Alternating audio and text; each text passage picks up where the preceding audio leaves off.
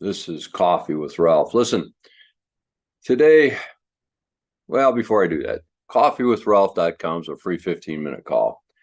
And today's topic is one that might require a call for clarification purposes. Yeah, I'm going to share my screen here in just a minute, but I think those with higher income expectations and retirement need to understand the government is unlike any other force of nature. If you've been successful in preparing for retirement and you're living in a comfortable income ratio and that's, let's say, over $100,000, all of a sudden the government thinks that you should pay more for your medical coverage than, well, say the normal guy that makes under $100,000 a year, actually $97,000 a year. I'm going to show you that chart in a minute.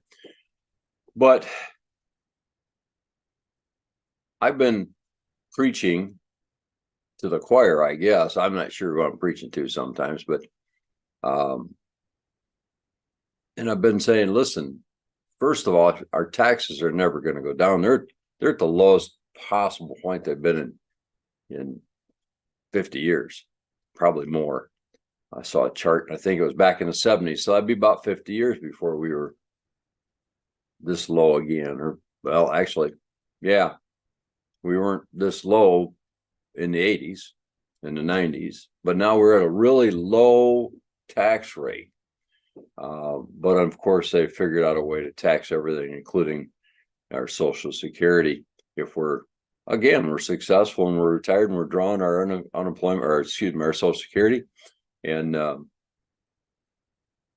we also have other income coming in, they figured a way to tax our Social Security. Not only have they figured a way to tax our Social Security, now they have a way to get more money for Medicare. Let me go ahead and share my screen because I think I need to read this first screen. So what happens if you have a higher income? This is right off, Social Security website here. You'll pay an additional premium for Medicare Part B and Medicare prescription drugs. And they want to call it an income-related monthly adjustment. How about we call it a wealth penalty? Part B covers all that, tells you, it covers for doctor service and outpatient.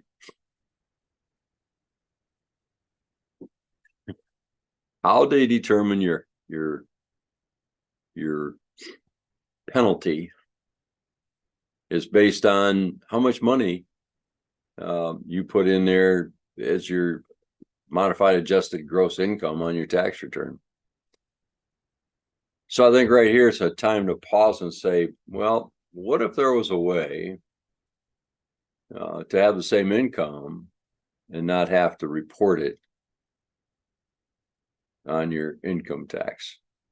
And it's legal. And so if you're, let's say 10 years before retirement, and you're going to be one of these people that are going to get hammered with the Part B and Part D premium increases because you make too much money, maybe it's worth a call. coffeewithralph.com.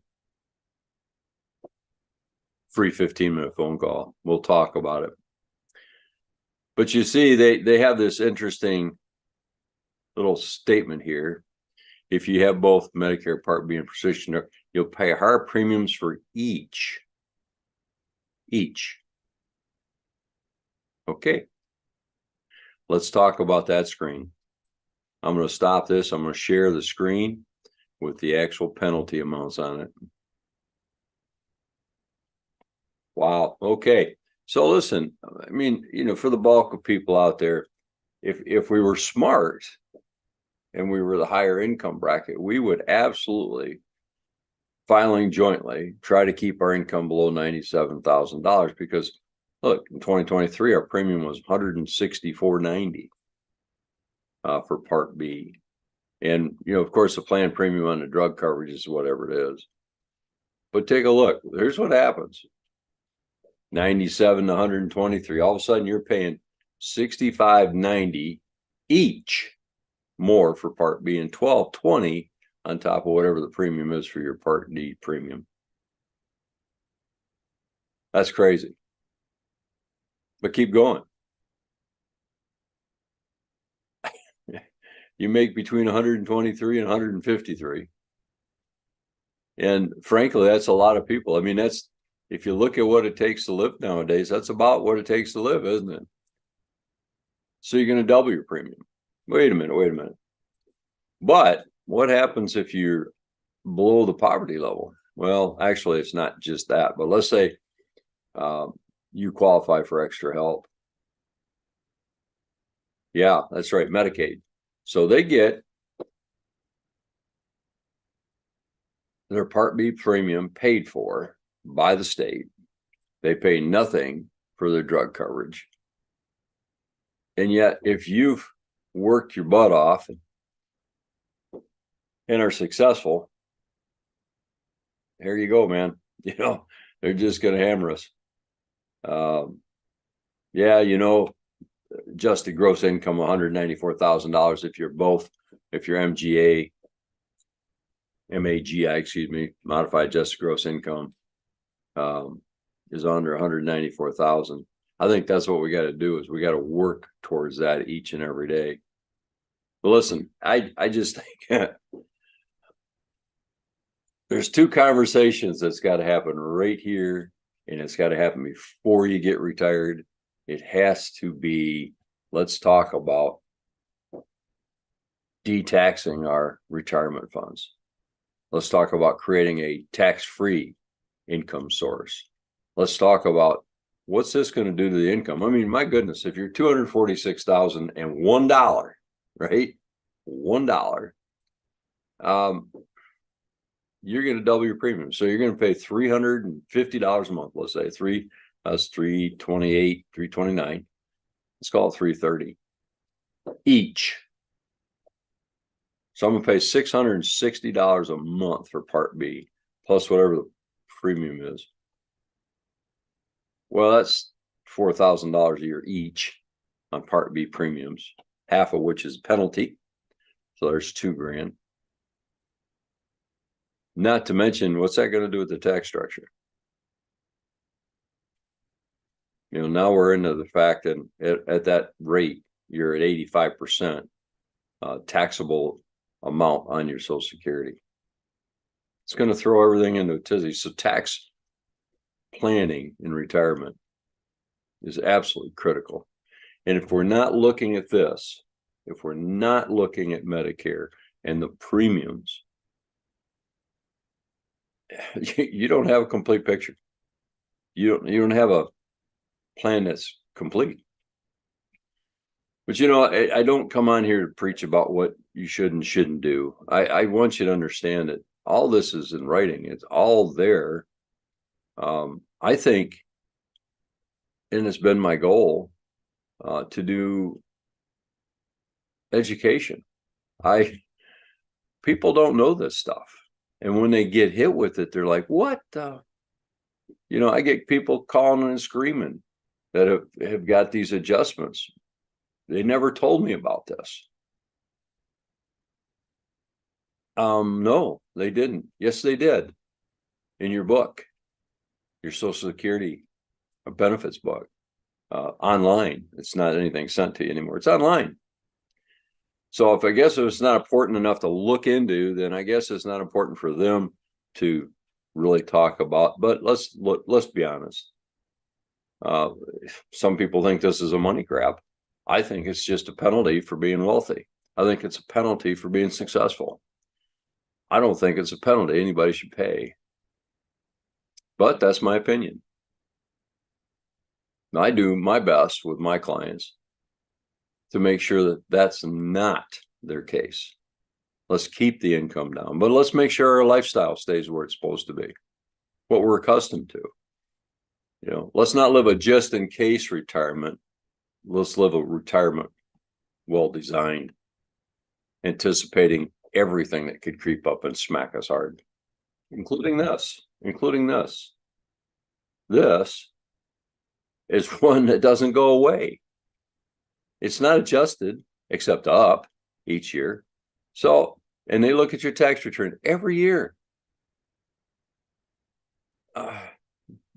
Almost seems like an invasion of privacy, even, doesn't it? But that being said, they do it each and every year.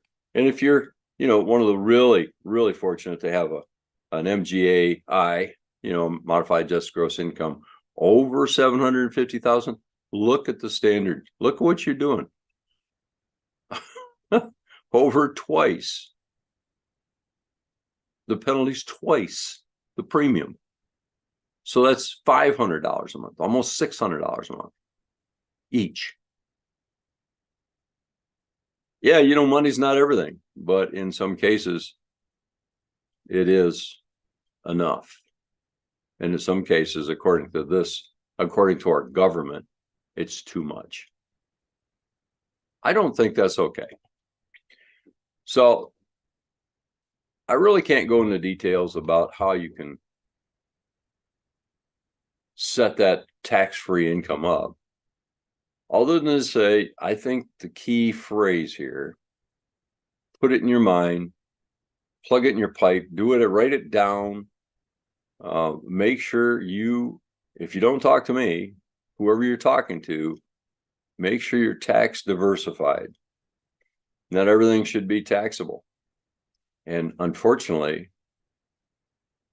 I see a lot of folks coming in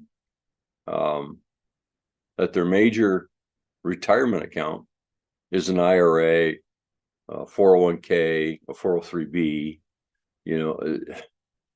It's all tax deferred. It's not tax free. So once we start drawing on that, boy, oh boy, here we go.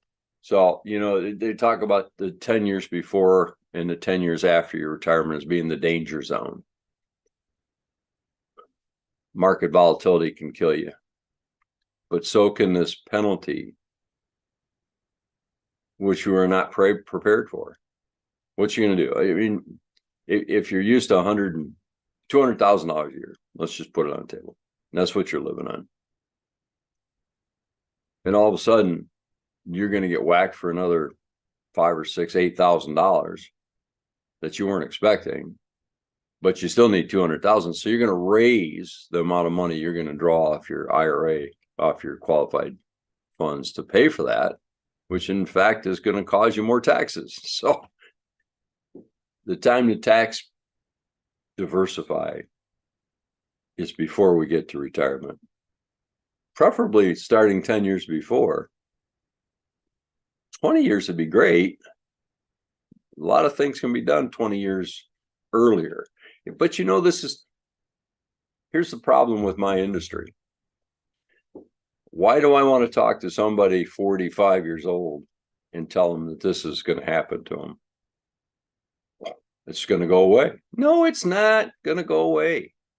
Well, why do they need to understand it? They're only 45. They have plenty of time to plan.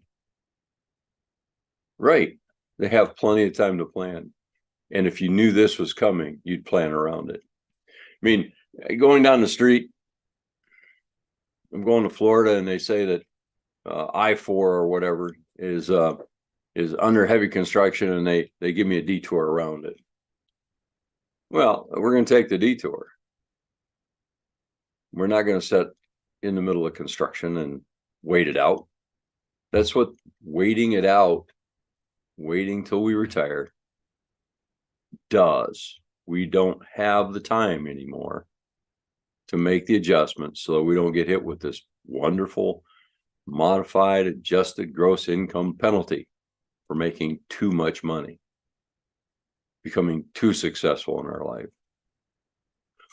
And while I'm on that, I want to speak to people that are employed.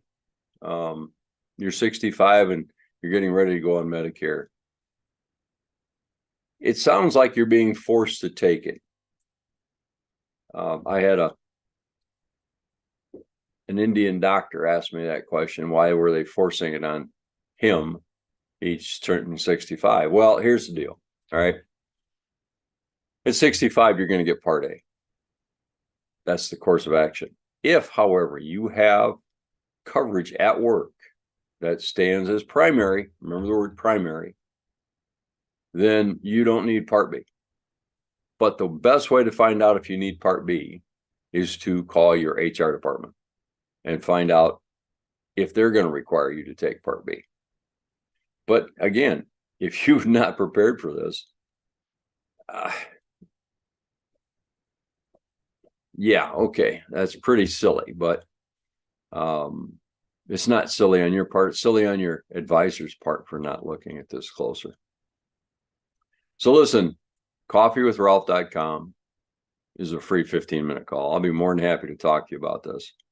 This is one of those areas that if we don't talk about it and it creeps up and bites you, it's one of the big reasons you leave your advisor. He forgot to tell me about that, Ralph. Maybe you didn't know about that, Ralph. Maybe he wasn't aware of this. Because after all, most financial advisors are excellent at their job. And their job is to make you money. Their job isn't to understand Medicare. Their job isn't to understand the taxation risk in retirement. Their job is simple. Let's make you money.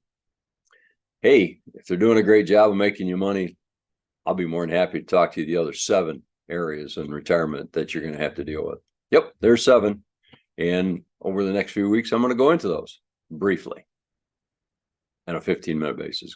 Again, thank you for attending. This has been Coffee with Ralph. Remember, coffeewithralph.com is a free 15-minute call. I want you all to have a great week.